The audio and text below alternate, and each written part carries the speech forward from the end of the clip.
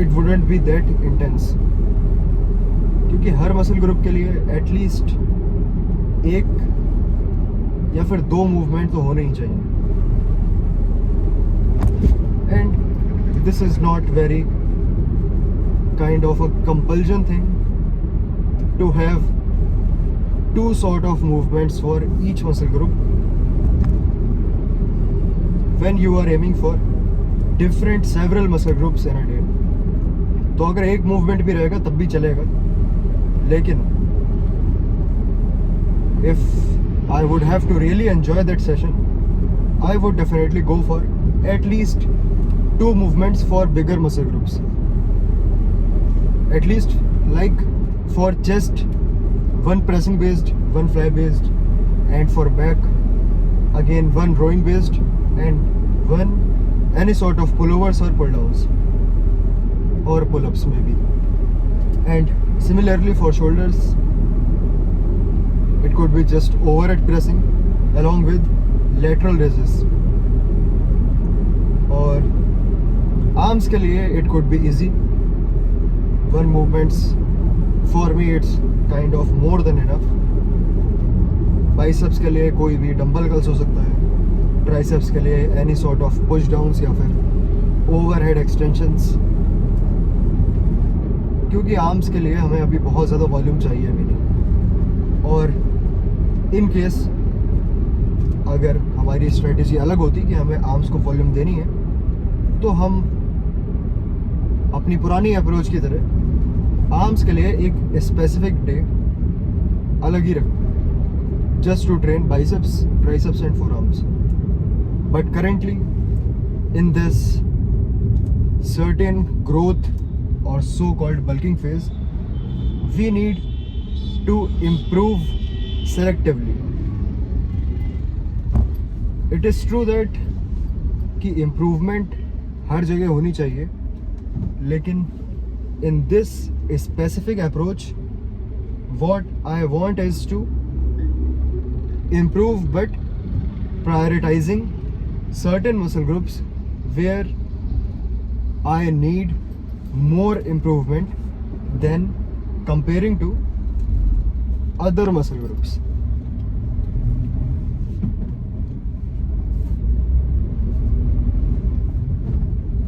And that is, in other words, we could say the muscle group or the area or the portion of our physique where there is lack of size, lack of strength, that needs to be come up in line with other muscle groups. अब जैसे कि shoulders strong पहले भी थे, आज भी हैं और इम्प्रूव हो भी रहे हैं, लेकिन अगर सिर्फ और सिर्फ आर्म से कंपैरिजन करके देखें तो इट डेफिनेटली लैक्स बिहाइंड. और इसके पीछे रीज़न है क्योंकि arms, bicep, tricep are genetically strong point, but shoulders are not. तो हर किसी के ऐसे स्ट्रॉन्ग और वीक पॉइंट होते हैं, but it doesn't mean that I have weak shoulders. I just have better arms, and to make all over muscle groups just better as arms, we need to skip or just strategize our approach smartly so that the portion or the area of physique which needs to be right up there in line with already developed muscle groups, we need to prioritize differently.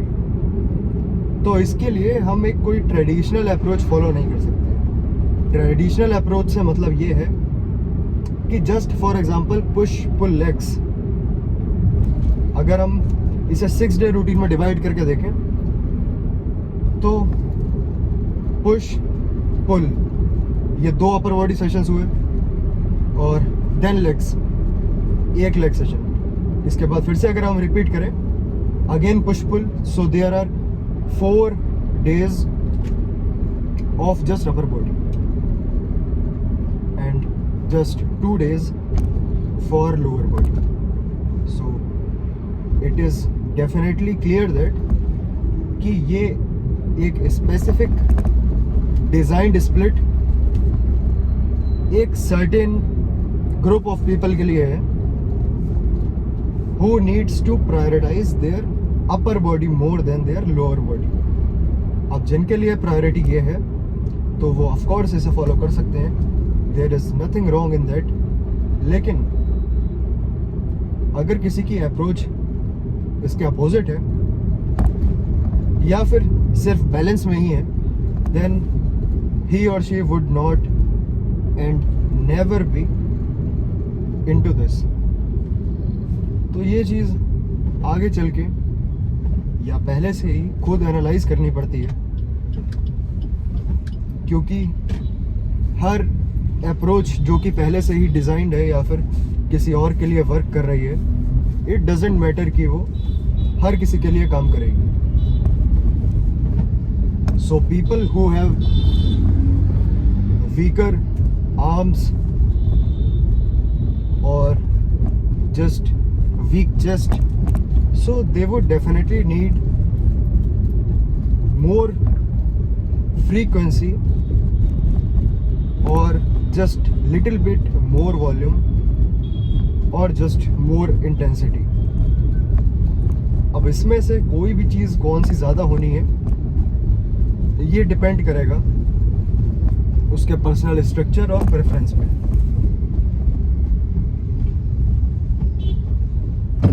तो इसमें भी ऐसा कोई single formula नहीं है जो हर किसी पे अप्लाई हो सकता है.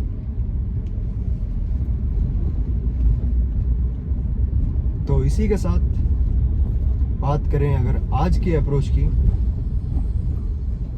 सो I think it would be just complete upper body today सकते हैं. इंटेंसिटी ऑलमोस्ट उतनी ही रहेगी but not using the unnecessary heavy weight, और करना भी नहीं है क्योंकि हमारी प्रायोरिटी नहीं है to just escalate our what kind of situation we have right here. So plan is to train very briefly and just to stimulate. तो चलते हैं अंदर और स्टार्ट करते हैं अपना session.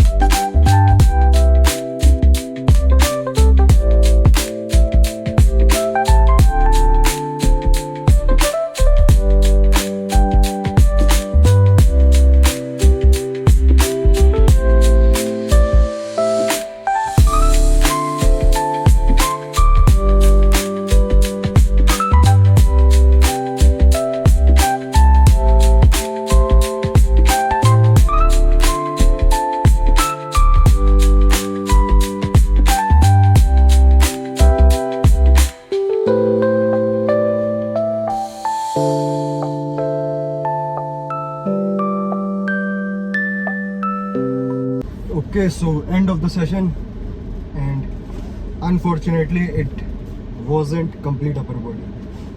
It was just chest and back. But फिर भी कह सकते हैं कि almost complete upper body session it was. अगर बचते हैं सिर्फ तो 2 मसल ग्रुप, और वो है शोल्डर और आर्म्स. बहुत ज़्यादा नेसेसिटी थी भी नहीं कि शोल्डर और आर्म्स के लिए काम करा जाए. अगर रियल इम्प्रूवमेंट चाहिए जस्ट कंसिडरिंग अपर बॉडी, तो again it would be just chest and back. Shoulder और arms are already, I think, ahead of the game. But this doesn't mean कि हमें उनको हमेशा इग्नोर करना है. नेक्स्ट अपर सेशन जब आएगा तो प्रायोरिटी सिर्फ शोल्डर और आर्म्स पे ही रहेगी. There would not be any chest और back. But the thing is कि आज का training session was really intense despite having that tension और kind of a discomforting thing in our neck. By the way, अपने chest और back के दो movements के बाद I did some stretching, and that I do in a very rare case. लेकिन उसकी वजह से काफ़ी हेल्प मिली है. Now I can move my neck freely without feeling that tension. कल यानी कि yesterday it was lower body, today it was upper body, and tomorrow it may be again lower body if it gets recovered, or otherwise there would be a active recovery day. Active recovery day means there would be activity, but it would be cardiovascular activity, not any exposure to weight. Or else I can do is some mobility exercises or some core work or just some stretching along with cardio. तो देखते हैं कि कल की क्या approach रहने वाली है. आज के लिए एंड करते हैं यहाँ पे. सो सी यू टुमारो.